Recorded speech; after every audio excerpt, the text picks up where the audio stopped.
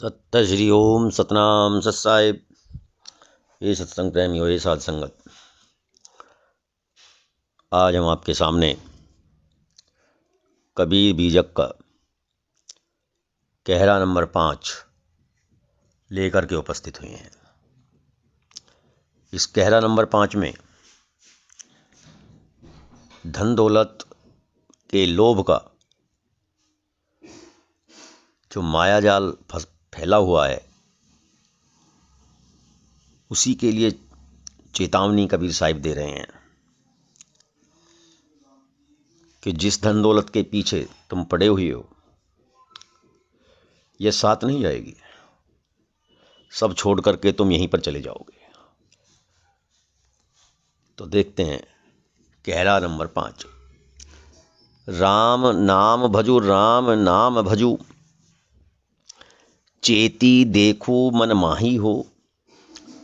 लक्ष्य करोरी जोरी धन गाड़े, चलत डोलावत बाही हो। दादा बाबा और परपाजा, जिनके यह भुई भांडे हो। आधर भये हियों की फूटी, तिन काहे सब छाड़े हों। ई संसार यसार को धंधा, अंत काल कोई नाही हो। उपजत बिनसत बार न लागे, जो बादर की छाई हो। नाता गोता कुल कुटुम सब, इनकर कौन बड़ाई हो। कहे कबीर एक राम भजे बिन, बूढ़ी सब चतुराई हो। तो कबीर साहिब कह रहे हैं कि राम नाम भजु, राम नाम भजु, कि जिसका नाम राम है, उस शुद्ध चैतन्य तत्व को बार बार स्मरण करो और उसे सावधान होकर अपने मन में देखो। चेती देखो मन माई हो, अपने मन में देखो। लक्ष्य करोरी जोरी धन गाड़े, चलत डोलावत बाई हो। तुमने जो लाखों करोड़ों रुपए जमीन में गाड़ दिए हैं और उसी अहंकार में बाहों को हिलाते हुए घूमते फिरते हो। जब झोपड़ियों में रहते थे, कच्चे मकानों में रहते थे, बैंक नहीं थे, घर में भी कोई व्यवस्था ऐसी नहीं थी,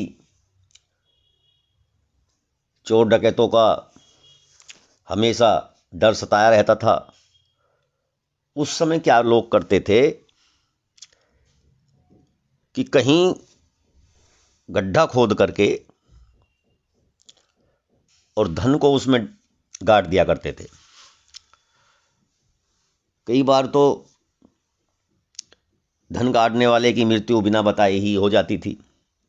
वह अपने किसी नाती को बताने में असफल रहता था, अचानक मृत्यु हो गई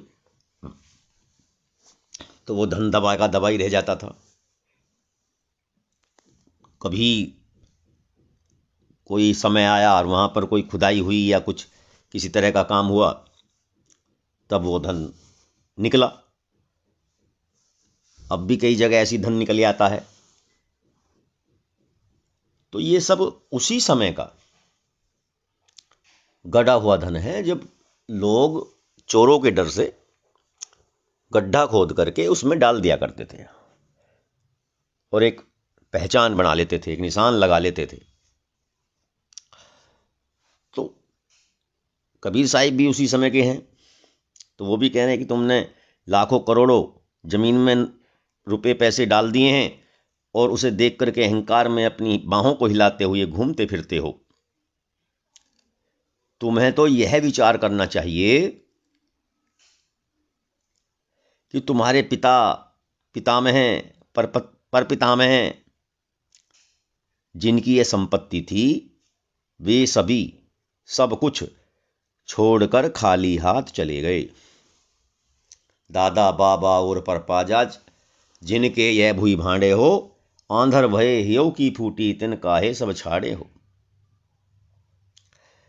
जब वे सभी छोड़ करके चले गए, क्या तुम्हें दिखाई नहीं दे रहा कि तुम भी एक दिन ऐसे ही छोड़ के चले जाओगे? ये सब देख करके तो ऐसा प्रतीत होता है कि तुम बाहरी आंखों के साथ साथ अंदर की आंखों से भी अंधे बन गए हो। आंतरिक विवेक विचार के नेत्र भी तुम्हारे फूट गए हैं, जिसके कारण सांसारिक घटनाओं और भीतरी ज्ञान से भी प्रेरणा नहीं ले पा रहे हो। कबीर साहिब कहते हैं, इस संसार का समस्त व्यवहार सारहीन हो गया, सारहीन हो गया। अंत समय में कोई किसी का नहीं रहता। अपनी कही जाने वाली तुम्हारी यह धन रूपी माया बादल की छाया के समान बनती बिगड़ती रहती है। नाते, गोत्र, कुल, कुटुंब आदि की कोई महत्ता नहीं रह जाती। नाता, गोता, कुल, कुटुंब सब इनकर कौन बड़ाई हो, कोई बड़ाई नहीं करता, कोई महत्व नहीं देता। कहे कबीर एक राम भजे बिन बूढ़ी सब चतुराई हो। कबीर साहिब कह रहे हैं कि सिर्फ एक अंतरात्मा के, अंतर्राम के बिना, उसको भजे बिना तुम्हारी समस्त बुद्धिमत्ता डूबने वाली है। अगर तुम अपने स्वरूपी राम को छोड़ करके धन दौलत में लगे रहोगे, उससे मोह करोगे, तो एक दिन तुम्हारी सारी चालाकी धरी की धरी रह जाएगी और तुम खाली हाथ ही इस संसार से विदा हो जाओगे। तो इस कहरा में बात तो बहुत ही पते की कबीर साहिब ने की है, लेकिन सांसारिक लोग धन के मोह में इस तरह फंसे हुए हैं कि वे उसको छोड़ना ही नहीं चाहते। जिस प्रकार गुड़ पर चीटा चीटी चिपक जाते हैं और मर जाते हैं, इसी प्रकार लोभियों को, इन धन के लालचों का, धन का मोह करने वालों का वही हाल होता है। वो अंत समय तक उससे चिपके रहेंगे और मृत्यु को प्राप्त हो जाएंगे।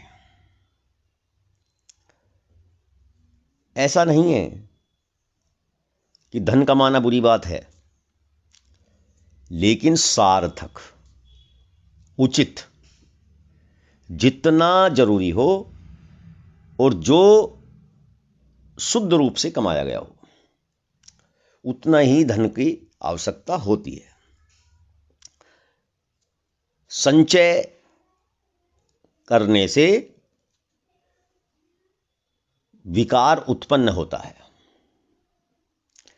इसलिए धन को अपनी आवश्यकता के अनुसार कमाएं और ज़्यादा संचय ना करें, तभी मन को शांति और आनंद प्राप्त होता रहेगा। आज का ये प्रसंग यहीं समापन करते हैं। कल तक के लिए सत्य श्री ओम, सतनाम, सत साहिब।